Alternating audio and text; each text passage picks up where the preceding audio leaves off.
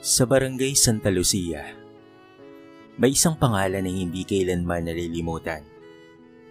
Si Reyna Mendoza. Sa tuwing may salo-salo, parada, o kahit simpleng palengke day lamang, siguradong agaw pansin siya. Maputi kasi siya, makinis, mahaba ang buhok, at laging naka-makeup kahit gabi.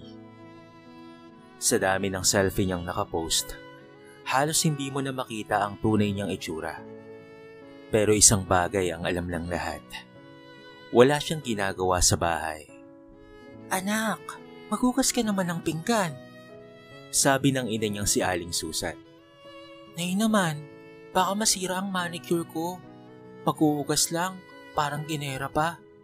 Sagot niya habang naka-cross legs at abala sa pag-aayos ng filter ng kanyang bagong litrato. Palaging ganito ang eksena sa bahay. Si Aling Susan ang nagtatrabaho sa karinderya ng tiyahin nila. At si Reyna naman, tulog sa umaga, selfie sa tanghali, at gala sa hapon. Puro reklamo pa sa gabi. Pero hindi siya nababahala dahil may plano siya sa buhay, ang mag-asawa ng mayaman.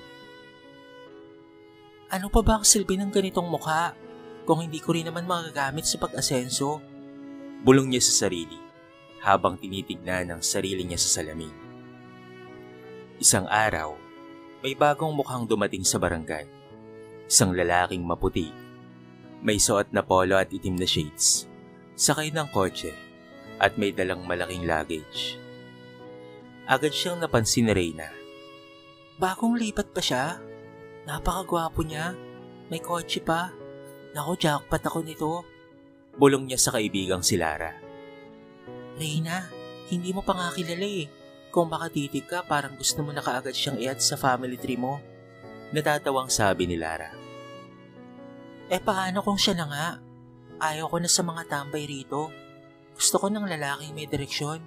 At isa pa, gusto ko ay yung mayaman. Sagot ni Reyna habang inaayos ang kanyang buhok.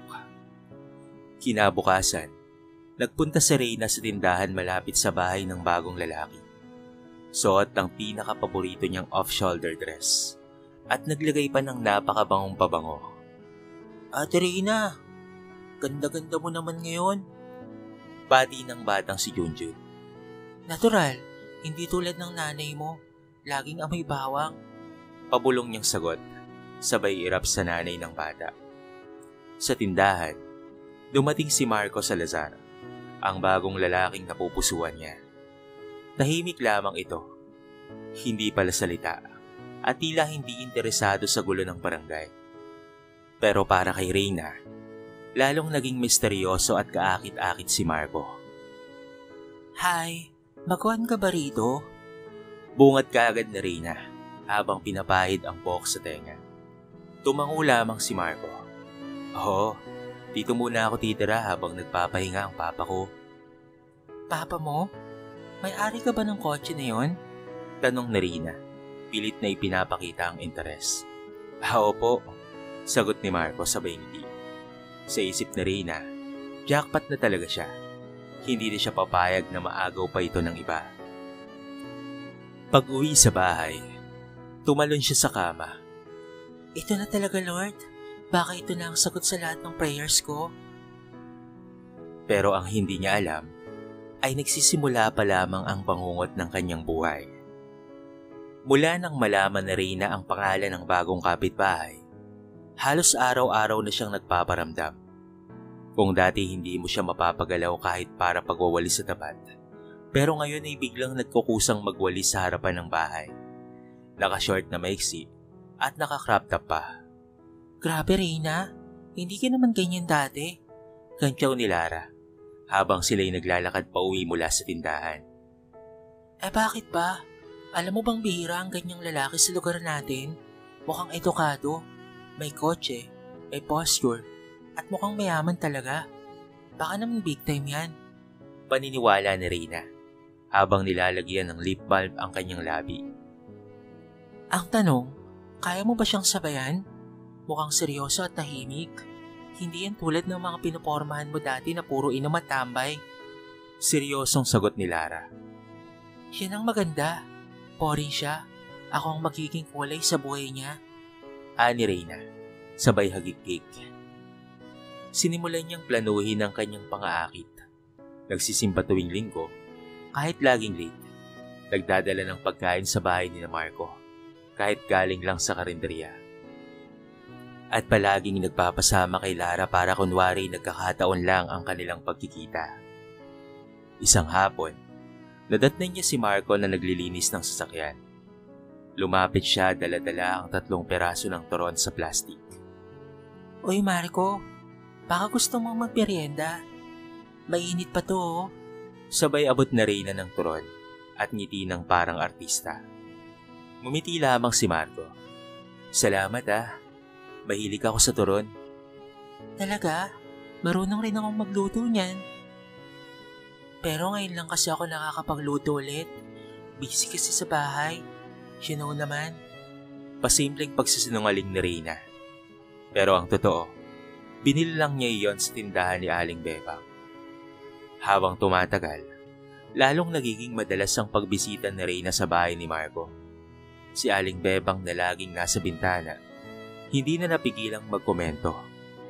Abay, kung makapunta ang batang yan parang nanay ng binata.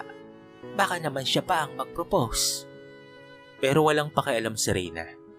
Sa kanya, ito na ang simula ng kanyang pangarap na mabuhay bilang donya. Tuwing gabi, iniisip na niya ang engagement, honeymoon, at ang kanyang magiging first post bilang Mrs. Salazar. Isang gabi habang nasa silid at abala sa pag-i-edit ng litrato nila ni Marco sa background ng editing app, pumasok si Aling Susan. Abay anak, sigurado ka na ba sa ginagawa mo? Hindi pa nga kayo magkarelasyon akala mo na kayo na. Minsan yung ganda mo, baka makasira rin sa'yo kung puro yabang lang ang laman ng ulo mo. Nay naman, don't worry, I got this. Sagot niya, habang inunguya ang candy. Ako ang magiging reyna sa bahay ng Salazar. Kaya wag po kayong mag-alala. Pero sa likod ng ngiti ni Marco, may isang lihim na hindi niya alam. At iyon ang magpapabago sa buhay niya ng tuluyan. Lumipas ang mga linggo at mas lalong naging malapit si Reyna kay Marco. Hindi man ito masalita, ayos lamang iyon kay Reyna, basta't hindi tumatanggi sa atensyon niya. Sa isip niya, isa na yung senyales na may gusto rin si Marco sa kanya. Isang hapon, sa may waiting shed habang umuulan, sabay silang sumilong. Doon sa hindi inaasahang pagkakataon, sinabi ni Marco ang mga salitang matagal nang hinihintay ni Reyna. Reyna, gusto kita. Mahinang sambit ni Marco habang nakatingin sa ulan. Halos mapasigaw naman si Reyna sa tuwa, pero pinigil niya ang kanyang sarili. Talaga ba? Hindi ka lang ba nadala sa turon ko Pabiro niyang sagot. Pero ang totoo, ang puso niya'y tumitibok ng parang drum.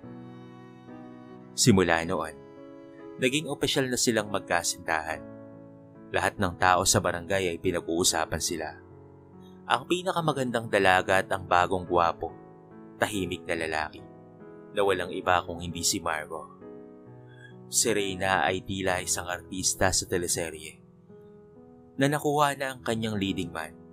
At syempre, hindi niya pinalampas ang pagkakataon. Post dito, post doon, hashtag dito, hashtag doon. Pakalipas ang 3 buwan, isang malaking sorpresa ang dumating. Nag-propose si Marco sa kanya. May dala itong mumunting singsing at isang bulaklak na galing pa sa likod bahay. Hindi man mamahalin, halos mamatay-matay si Reyna sa tuwa. Oo Marco, papakasalan kita.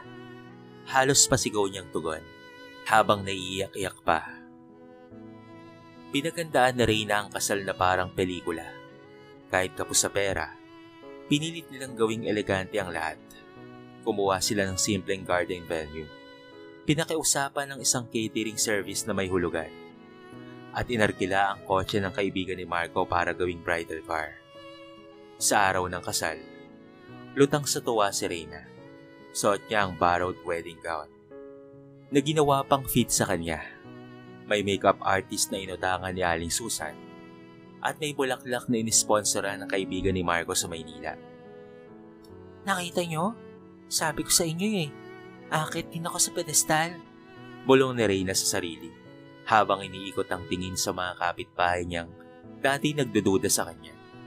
Sa kanyang mga mata, siya na ang panalo. Pagkatapos ng kasal, hindi pa natatapos ang kanyang pagpapasikat. Pinost niya na kaagad ang bawat detalye sa social media.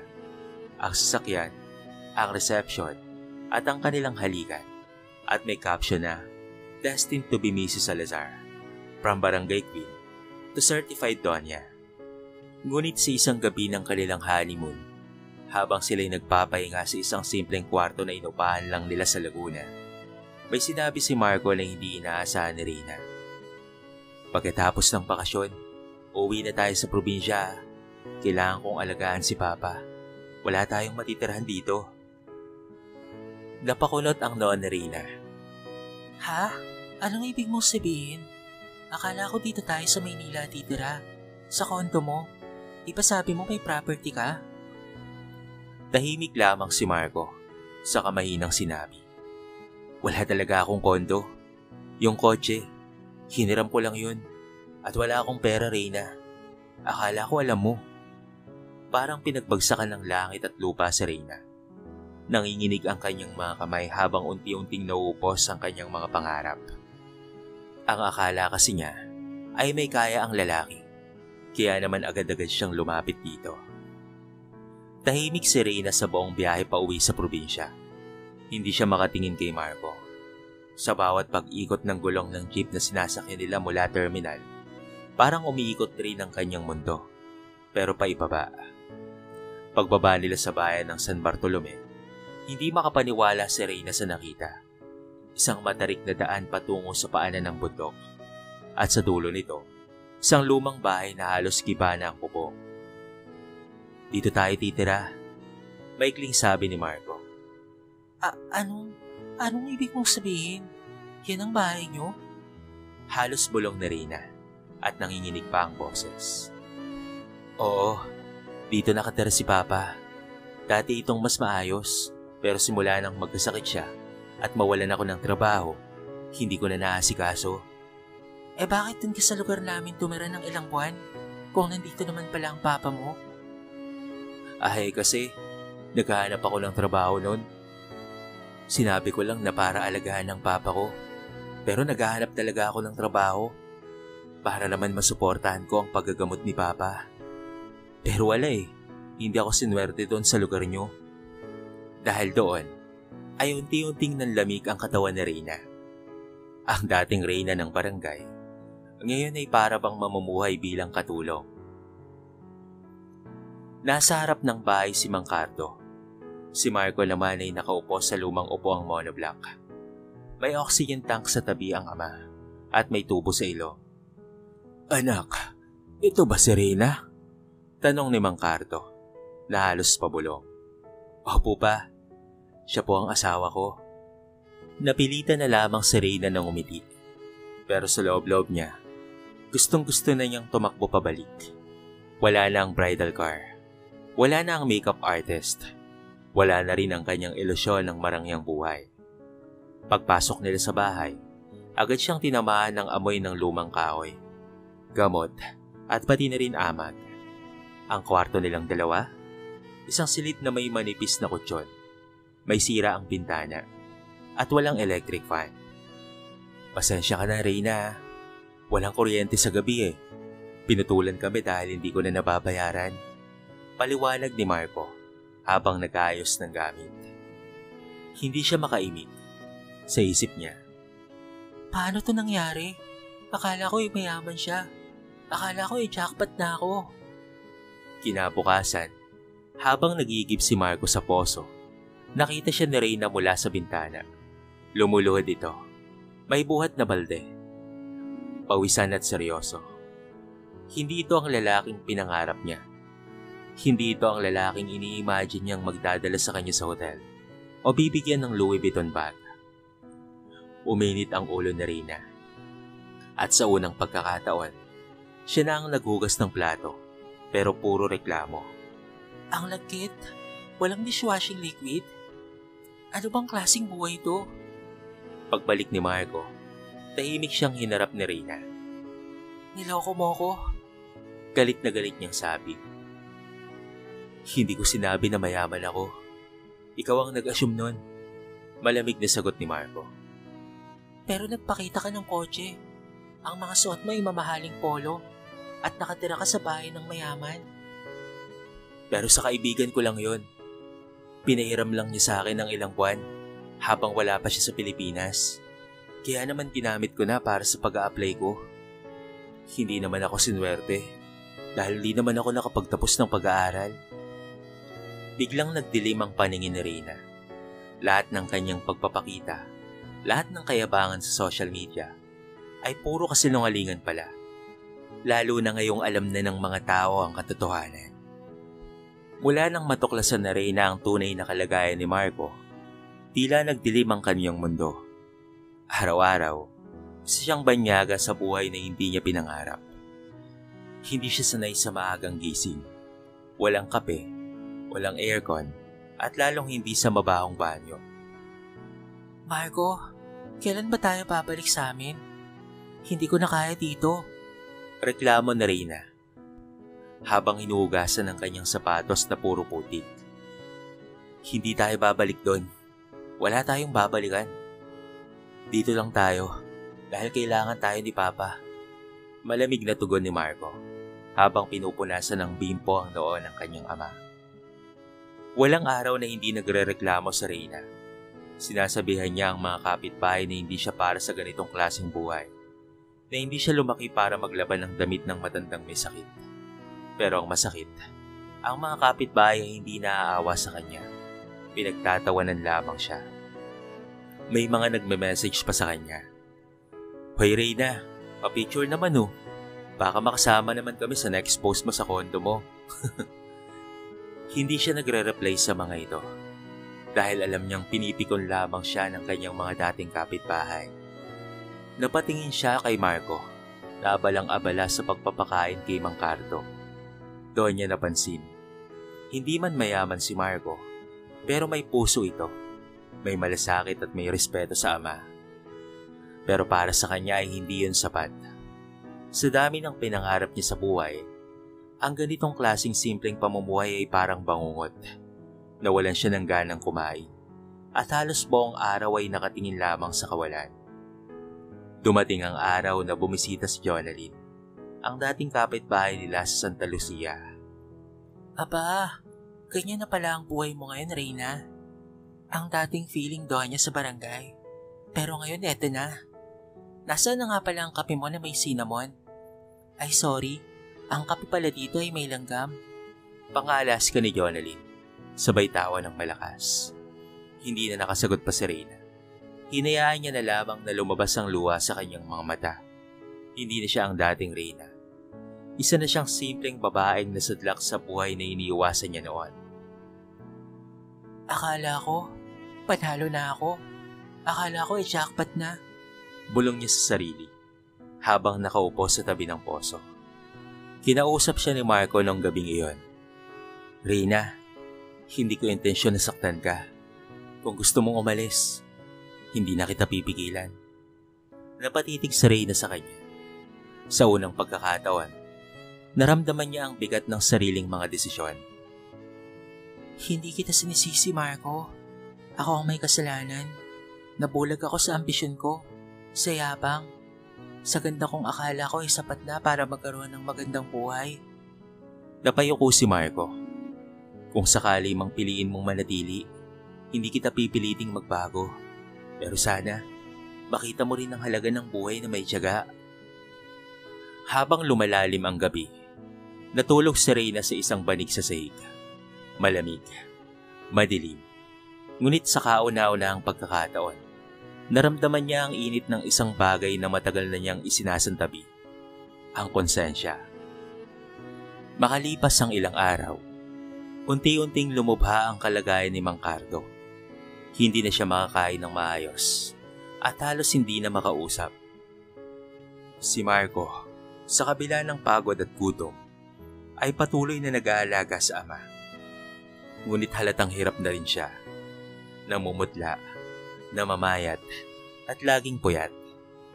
Si Reyna naman, bagamat hindi pa rin sanay sa hirap, ay nagsimulang mapansin ang pagod sa mata ni Marco. Hindi na ito ang lalaking maayos ang postura at mayroong bagong polo. Ito na ang lalaking halos magpakalunod sa responsibilidad. Isang gabi, habang pinapalitan ni Marco ang lampi ng kanyang ama, napansin niyang wala na itong hininga.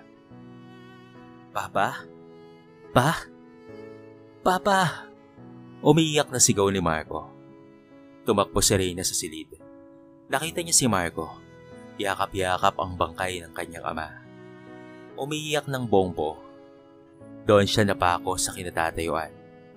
Sa kauna-unahang pagkakataon, nakita niya ang lalim ng pagmamahal ni Marco sa ama nito. Hindi ito patungkol sa pera. Hindi ito patungkol sa anyo.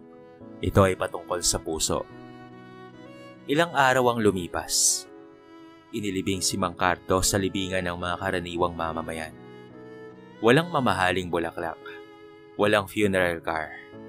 Pero maraming kapitbahay ang tumalo. Lahat sila ay umahanga kay Marco sa pagiging mabuting anak nito. Pag-uwi nila mula sa libing, tahimik silang dalawa na Reyna. Nang gabing iyon, habang kumakain ng kanin na tuyo, biglang napaiyak si Reyna. Hindi dahil sa amoy ng pagkain, kung hindi dahil sa tindi ng kanyang hiya. "Marco, Mainang sabi niya. gusto ko lang humingi ng tawad. Hindi ko alam ang tunay na halaga ng ginagawa mo noon. Sa totoo lang, inakala kong kahihiyan ang buhay na to. Pero mas nakakahiya pala ang naging ugali ko." Napatingin si Marco. "Hindi ko kailangan ng sorry mo, Reyna. Ang kailangan ko lang malaman na kung totoo bang naririto ka o nagbibilang ka lang ng araw bago ka tumakbo papaalis." "Gusto kong manatili, Marco. Sagot niya habang umiiyak. Pero ayokong manatili bilang Reyna ng drama. Gusto kong matutong mabuhay sa totoo." Kinabukasan, maaga siyang nagising. Sa unang pagkakataon, siya na ang nag-init ng tubig, naglaban ng mga damit, at nagwalis ng buong bakuran. Hindi pa maayos ang kanyang kilos. Naputikan ang laylayan ng palda, nasugatan ng kamay sa kaldero, but she did it anyway. Nagulat si Marco sa kanyang ginawa. "Hindi mo kailangan gawin yan," wika nito. "Hindi ko kailangan, pero gusto ko. Kasi ngayon ko lang naranasan to. Ang buhay na may silbi." Sagot na Reyna. Diretso ang tingin. Lumipas ang mga linggo at unti-unti siyang natutong gumawa ng tinapay gamit ang kalan. Nakilala niya ang kapitbahay na si Aling Rosa, na siyang nagturo sa kanya sa pagluluto ng bibingka. Sa palengke ay binenta niya ang kanyang unang produkto at kahit 5 peraso lamang ang nabenta, parang milyonaryo na ang pakiramdam niya. Mula sa pagiging Reyna ng selfie, ngayon ay isa na siyang bagong klase ng Reyna, Reyna ng tiyaga. Isang umaga, habang abala na nagluluto ng bibingka si Reyna sa maliit na ulingan sa tapat ng bahay, dumaan ang isang tricycle na may pamilyar sa kanya. Bumaba roon si Jonalyn. Si Jonalyn na naman, ang kanyang dating kapitbahay sa Santa Lucia, na minsang nang bastos sa kanya noong bumagsak ang kanyang buhay. Madalas itong mapabisita sa kanila sapagkat malapit lang roon ang bahay ng mga magulang nito. "Oy, Reyna, ba't nagtitinapay ka na pala ngayon?" Sabi ni Jonalyn, sabay tawa. "Hindi ko alam kung dapat ba akong bumili o maawa sa'yo." Ngunit sa halip na mapikon, ay ngumiti lamang si Reyna. "Kung gusto mong bumili ay pwede naman. Pero kung gusto mong manood, libre lang rin naman yan. At kung gusto mong matuto, halika rito, tuturuan kita." Nagulat si Jonalyn. Hindi ito ang Reyna na nakilala nila noon. Hindi na siya palaban, hindi na mayabang. Sa kanyang mga mata, makikita ang kapayapaan na hindi kayang bilhin ng pera o makeup. "Tumaba ka ata ngayon, Jonalyn." Pabirong sabi ni Reyna. "Baka kailangan mo ng bibingka, pampaluwag ng dibdib." Napangiti si Jonalyn, ngunit hindi na siya nakasagot. Umalis itong tahimik, habang si Reyna naman ay ipinagpatuloy lang ang kanyang trabaho. Dumaan ang kanyang mga suki sa bibingka. Pati si Marco ay tinutulungan siyang maghatid ng mga order sa bayan. Nagtayo sila ng maliit na mesa sa palengke at tinawag na bibingka ni Reyna. Sa bawat pagbebenta niya ng isang peraso, alam niya na isa iyong hakbang papalayo sa dating sarili. Ang babaeng umaasa, tamad at ambisyosa. Habang sinusulat niya ang listahan ng mga order sa isang lumang kwaderno, napatingin siya kay Marco na abala sa pag-ayos ng bayad. Napangiti siya dahil sa wakas, ngayon lang niya lubos na naintindihan kung ano ang ibig sabihin ng kasama sa hirap at ginhawa. Marco? Tawag niya. Bakit? Salamat ha. Hindi dahil sa pagpapakasal mo sa akin, kundi dahil sa hindi mo ako iniwan, kahit nung mga oras na wala pa akong silbi. Lumapit si Marco at hinawakan ang kanyang kamay. Ikaw ang hindi bumitaw, kaya ikaw ang may karapatang tumayo dyan ngayon. Sa simpleng tindahan nilang iyon, sa amoy ng bibingka at usok ng uli, doon muling isinilang si Reyna. Hindi bilang Reyna ng kagandahan, kung hindi bilang isang Reyna ng pagpupunyagi. 1 taon matapos mamatay si Mang Cardo, malaki na ang ipinagbago ng buhay ni Reyna at Marco. Ang dati nilang sira-sirang bahay ay naipaayos na. May bagong bubong, sementadong sahig, at may maliit ng extension para sa tindahan ni Reyna. Ang bibingka ni Reyna ay hindi na basta tindahan sa gilid. Isa na itong maliit na negosyo na tinatangkilik ng buong bayan. Mula sa dating 5 peraso kada araw, ngayon ay mahigit 500 ang nauubos, lalo na kapag pista. May mga order na rin silang tinatanggap online. Tulong ng pamangkin ni Marco na may cellphone shop sa bayan. Minsan, sa kalagitnaan ng pagluluto ay napatigil si Reyna. Tinitignan niya ang kanyang kamay. Oot magaspang, may mga peklat, at may amoy pang ang gata at uling. Pero sa halip na mainis, napangiti siya. Dahil ito na ata ang pinakapaborito niyang amoy sa buong buhay niya. Habang nag-aayos ng tray ng bibingka, dumating si Lara, ang kanyang kaibigan noon sa Santa Lucia. Reyna, ikaw na ba yan? Hindi ako makapaniwala. Gulat na sabi ni Lara habang yakap siya ng maigpit. Personal siyang binisita nito. Oo, ako to. At huwag kang mag-alala. Wala na yung Reyna na puro selfie at arte lang. Sagot niya sabay tawa. Ang laki na ng pinagbago mo. Noon nakala ko hindi ka tatagal sa ganitong buhay. Pero ngayon, ikaw pa ang naging inspirasyon ng marami. Nantig si Reyna sa mga sinabi ni Lara. Hindi niya naisip na darating ang araw na siya mismo ang magiging huwaran. Dati ay puro pagpapanggap ang ginagawa niya para lamang siya ay hangaan. Pero ngayon, tunay na sipag at dedikasyon na ang batayan ng respeto. Sa gabi habang magkasama silang nagpapahinga ni Marco sa papag sa ilalim ng mga bituin, muling binalikan ni Reyna ang nakaraan. Alam mo ba Marco, kung hindi dahil sa'yo, baka hanggang ngayon ay naghihintay pa rin ako ng sugar daddy sa lungsod. Hindi ako ang dahilan, Reyna. Ikaw ang dahilan ng lahat. Ikaw ang pumili ng magbago, mahal. Sagot ni Marco habang pinapatong ang kumot sa kanya. Kung dati, iniisip ko ang kasal bilang paraan para makaligtas sa kahirapan. Pero ngayon alam ko na, hindi pala yung lalaki ang dapat na magsalba sa babae. Dapat sabay silang umahon at dapat ay magtulungan. Tumango si Marco. At minsan, yung pinakamalalim na hukay, doon nagsisimula ang pinakamatibay na pundasyon. Lumipas pa ang ilang mga taon. Nakilala na si Reyna Mendoza Salazar sa buong lalawigan. Hindi dahil sa kanyang kagandahan, kung hindi dahil sa kanyang sipag at determinasyon. Mula sa isang babaeng kilala sa pagpopost ng edited selfies at ambisyong makaahon sa hirap sa pamamagitan ng pang-aakit sa mayayaman, siya na ngayon ay naging simbolo ng tunay na tagumpay. Bunga ng sakripisyo, pawis, at paninindigan. Hindi niya na kailangan ng mamahaling damit para makuha ang respeto ng iba.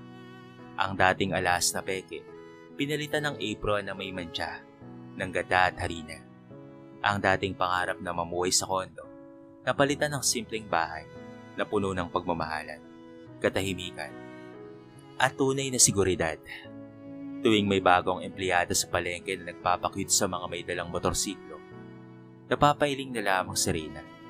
Nakikita niya noon ang kanyang sarili sa kanila. At habang hindi niya kinokondena ang mga pangarap ng iba, naiintindihan niya na ngayon na hindi shortcut ang sagot-sagutong, kahirapan o kawalan ng direksyon sa buhay. Isang araw, habang nakaupo siya sa gilid ng kanilang tindahan, lumapit sa kanya ang isang batang babae na may hawak na papel at lapis. Ate Reyna, pwede po ba kitang gawing subject sa assignment namin? Ang topic po kasi babaeng hinahangaan ko. Napangiti si Reyna. Naku, baka malugi ka sa grado mo kapag ako ang pinili mo, ha? Natatawang sabi niya. Ngunit ngumiti rin ang bata at sinabi, Hindi po, kasi kayo po ang nakikita ko na hindi sumuko kahit pinagtatawanan. Tumango si Reyna. Pinisil ang kamay ng bata at pinulong. Kaya mo rin yan. Basta't huwag mo lang hayaan na gamitin mo ang ganda mo para lang umasenso sa buhay. Sa gabing iyon, habang natutulog sila ni Marco, maigpit niyang niyakap ang asawa. Hindi na siya nangangarap ng marangyang buhay. Kahit pa meron na sila nito, at meron na talaga silang kakayahan, wala na siyang ilusyon na maging donya. Ang tanging dasal na lamang niya gabi-gabi ay simple, maayos, at payapang buhay. Panginoon, salamat po sa pagbasag sa aking kayabangan. Doon po nagsimula ang totoong buhay ko. Maraming salamat po. Naging maganda at maayos na nga ang buhay ni Reyna. Kasama na rin niya ang kanyang ina at katuwang nila ito ni Marcos sa pagpapatakbo ng kanilang negosyo. Hindi niya na ito hinayaang magtinda pa sa karinderya, sapagkat para sa kanya, ang pangarap niya noon sa kanyang ina ay mabigyan ito ng maayos at magandang buhay na natupad naman niya ngayon. Masayang-masaya ang mag-asawa sapagkat ang dating Reyna na puro ambisyon sa pamamagitan ng maling paraan, ngayon ay nagbago na. Napakalaki ng pinagbago. Bagay na ikinakatuwa naman ni Marco at maging ng kanyang ina. Dito na po nagtatapos ang ating maiksing kwento sa araw na ito. Sana po ay nagustuhan nyo. Kayo mga kabarangay, anong masasabi nyo sa ating kwento? I-comment nyo naman sa baba ang inyong mga reaksyon. Kasabay ng inyong mga komento patungkol sa inyong mga aral na natutunan. At babasahin ko ang lahat ng yan. I-comment nyo na rin kung taga-saan kayo para naman malaman ko kung hanggang saan umabot ang video na ito. Paki-like and share na rin ang ating video para mapanood din ng iba. At kung bago ka pa lamang sa ating channel, baka naman pwedeng pakihit ang subscribe button at bell notification button para palagi kang updated sa mga bago nating upload na katulad nito. So paano mga kabarangay? Hanggang sa muli, thank you so much and peace out.